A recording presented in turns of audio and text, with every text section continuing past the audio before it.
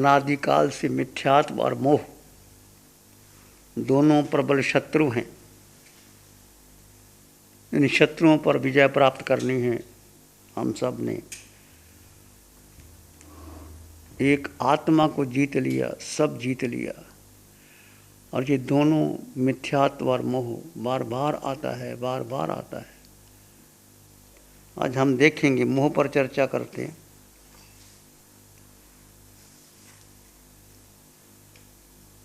शुद्ध आत्मा के प्रति रुचि नहीं होती।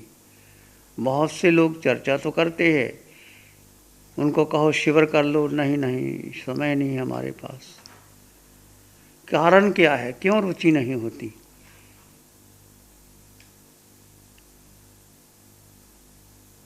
भगवान की देशना हो, पंचम काल हो, फिर भी रुचि क्यों नहीं? इसका एक ही कारण है, मनुष्य में जब तक मोह की प्रबलता रहती है और दीर्घ संसार परिभ्रमण करता रहे, तब तक शुद्ध आत्मा में निश्चल रुचि नहीं होती। ये मोह के कारण हम 4 गति 84 लाख जीव योनियों में भ्रमण कर रहे हैं। रुचि नहीं होती शुद्ध आत्मा के प्रति। स्थिरता की बात वो बात, क्योंकि मन, बुद्धि और इंद्रियां ये बाहर ले जाती हैं, वो टिकने नहीं देती आत्मा। मोह क्या है? जो मूड बनावे सो मोह। आत्मा के प्रति प्रीति ना होने दे वो मोह।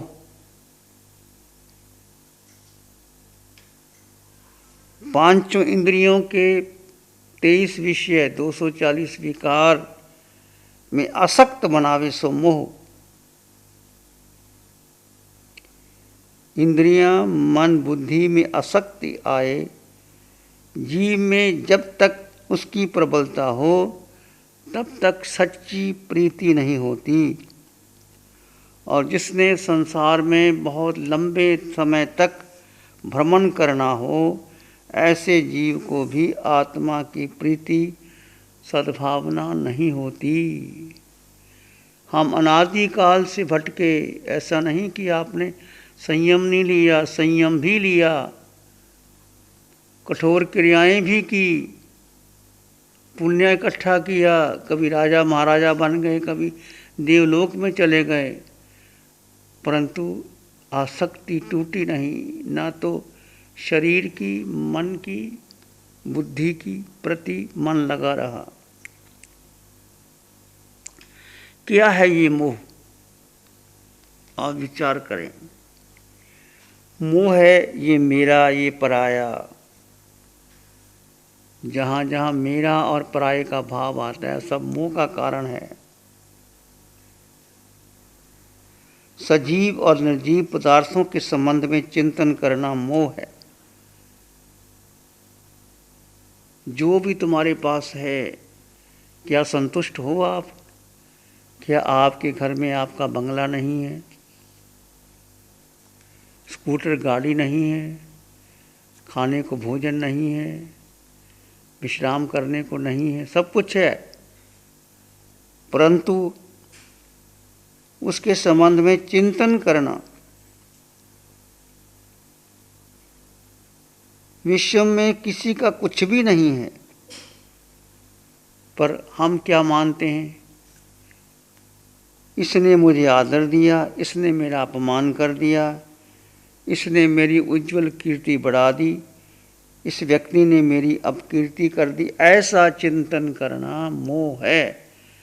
आप देखो कि आपके मन में ये विचार उठ रहे हैं, चाहे आप घर में हैं, चाहे आप माता हैं, पिता हैं, बहन भाई हैं, अभी भी आपके मन में ये विचार उठ रहे हैं, इसने मुझे आदर दिया, इसने मेरा सम्मान बढ़ाया, इसने मेरा अपमान कर दिया, मैंने इसको कहा था, मेरी बात सुनी नहीं गई, उसकी मानी नहीं गई। ऐसा बार बार अपना, पराया, मेरा, तेरा, ये सब चिंतन करना ये मोह का लक्षण है। और इससे बहुत कर्मों का बंधन होता है। ये मन लगा रहता है, बार बार लगा रहता है उसमें, सब किसी व्यक्ति पर, या तो आपको किसी व्यक्ति पर आसक्ति होगी। व्यक्ति कोई भी हो सकता है, तुम्हारा संबंधी, तुम्हारा मित्र, घर में तुम्हारा बेटा, तुम्हारा मित्र, और जिससे तुमने संबंध बनाए, व्यक्ति या वस्तु, जिस वस्तु को आप चाहते हैं वो चली ना जाए। वस्तु आपकी गाड़ी, बंगला, हीरे जवाहरात, सोना चांदी, उसके प्रति व्यक्ति, वस्तु, स्थान, स्थान के प्रति मोह, एक बंगला ले लिया, एक बंगला और ले लें, एक बेटे के लिए हो गया, बेटे बेटे के लिए और हो जाए। क्यों हम सारा संसार में अपन कितना चिंता करते हैं अपने परिवार का, अपने बेटे का। और कहा गया किसी ने, पुत्र सपुत्र क्यों धन संचय, पुत्र कपुत्र क्यों धन संचय। पुत्र आपका सपुत्र है तो धन कमा लेगा, अपने आप कमा लेगा, और कपुत्र है तो जो आपके पास है वह उड़ा देगा। दोनों ही बातें सत्य है। अपने बारे में सोच। ठीक है, तुम घर में रहते हो, तुम पिता हो, माँ हो, भाई बहन है, तुम्हारा कर्तव्य बनता है सदगृहस्थी का कि आपकी सदगृहस्थी अच्छी तरह चले, बेटे आराम से रहें, उनके लिए जंगल बंगला हो, कोठी हो, व्यापार चले, वो तक ठीक है। पर हम उसकी चिंता करते रहें, बेटे का व्यापार और बढ़ जाए, उसका और बढ़ जाए, हमारे पास इतना धन और आ जाए। जब हम और की बातें करते हैं, उसको बढ़ाते हैं, बाज़ार की चिंता करते हैं, आज बाज़ार में क्या भाव है, उसका क्या भाव है। जितना अधिक चिंता हम करते हैं व्यक्ति, वस्तु, स्थान के बारे में, ये सारा चिंतन मोह का है। कई बार बैठे बैठे हम सोते जाते हैं उसी के बारे में, पड़ोसी के बारे में, अपने दूर के रिश्ते नातों के बारे में। हमें क्या ज़रूरत है? यदि आपके पास धर्म है, सत्य की दृष्टि समकत हो गई, तो आप किसी की चिंता ही नहीं करोगे। किसी को ज़रूरत होगी, आपके पास धन है, उसको आपने कुछ मदद करनी है, तो चुपचाप आप कर दीजिए। आपके पास है तो उसका मदद हो सकती है। इस पर ये और मोह क्या कहता है, मैं क्या करूं, कहाँ जाऊं, कहाँ से मैं सुखी बनूं, किसका आश्रय लूं, क्या बोलूं। ऐसा सब कुछ करना मोह का चिंतन कहलाता है। सजीव अजीब पदार्थों पर राग करना या द्वेष करना, ये सब मिथ्या बुद्धि ही मानी जाती है। सजीव निर्जीव, सजीव जानी जो तुम्हारे रिश्ते नाते, तुम बेटा बेटी, पति पत्नी, गुरु शिष्य, और निर्जीव का मतलब जो वस्तु हैं, वस्तु हैं, उसके प्रति राग भाव करना, द्वेष भाव करना, ये मिथ्या दृष्टि का कारण है। हमने देह को इतना महत्व दिया तो चित्त को, आत्मा को क्यों नहीं महत्व दिया? दोनों बराबर है। ज़्यादा तो आत्मा है। आत्मा के बारे में कितना चिंतन किया, देखो 24 घंटे में कुछ खाने में निकल गया, कुछ सोने में निकल गया, पर आत्मा का चिंतन कितना किया। आत्मा चित्त रूप है। मैं शरीर हूँ, आत्मा शरीर मेरा है, ये सब मोह है। मेरा शरीर, मैं सुंदर, मेरी इतनी कद, मैं पुरुष हूँ, मैं स्त्री हूँ, मैं पत्नी हूँ, मैं माँ हूँ, मैं बहन हूँ, ये सारे संबंध का निर्माण करना ये मेरे हैं। तात्विक दृष्टि से ऐसा विचार करना ये मोह है। इस मोह को जीतने का उपाय यह है कि वो मेरे है ही नहीं, वो मैं नहीं, वो मेरे नहीं। जब जब मोह का बात आए, जब जब किसी के प्रति आसक्ति आए, किसी व्यक्ति पर आए, किसी वस्तु पर आए, किसी आए, तो वो मेरी है नहीं, ना मैं उसका, ना वो मेरी है। धीरे धीरे आपकी वो आसक्ति टूट जाएगी।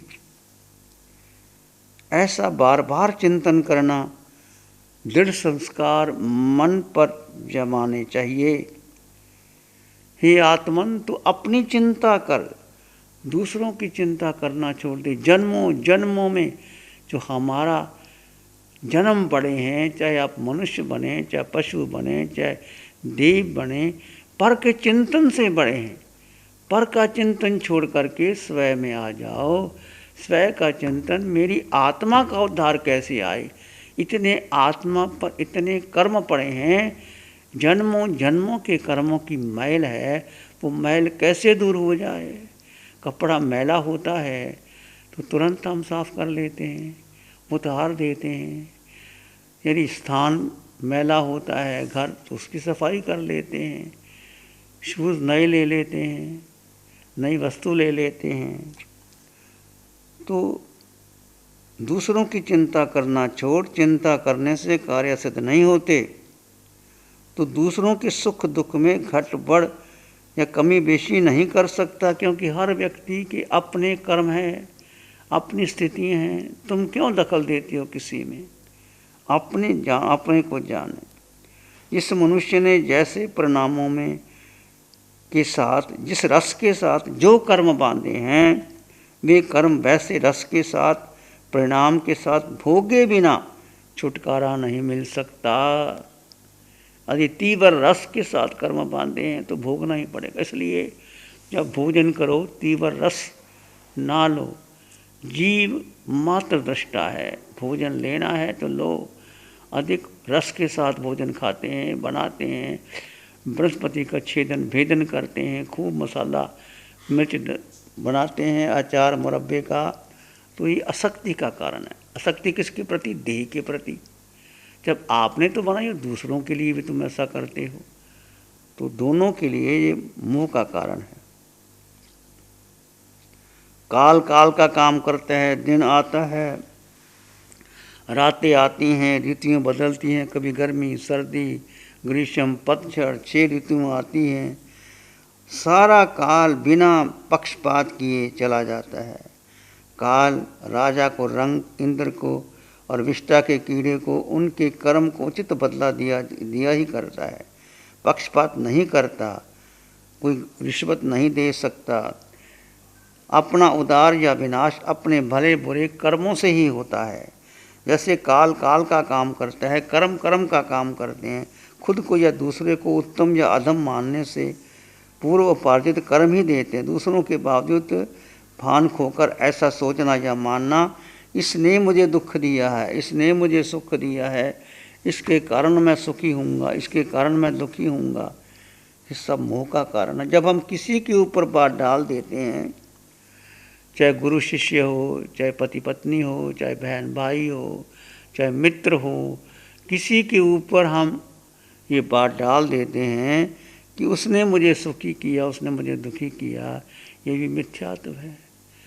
तुम्हारा कर्म सिद्धांत पर विश्वास कीजिए। जो आपकी स्थिति अब है, चाहे देह की है, चाहे परिवार की है, चाहे पुत्र की है, शिष्यों की है, तुम्हारी जो कर्म स्थिति है उसके अनुसार आपको मिलता है, उसको भुगतान पड़ता है। तो हम क्यों किसी को दोषारोपण करें।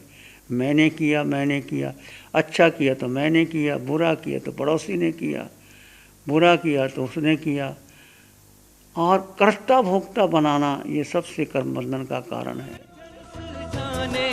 अंधियारों को मिटाने, ये ज्ञान की ज्योत जलाने आया।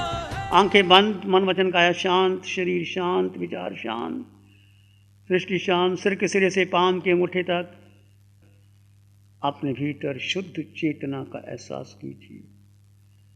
तुम केवल केवल केवल केवल आत्मा हो।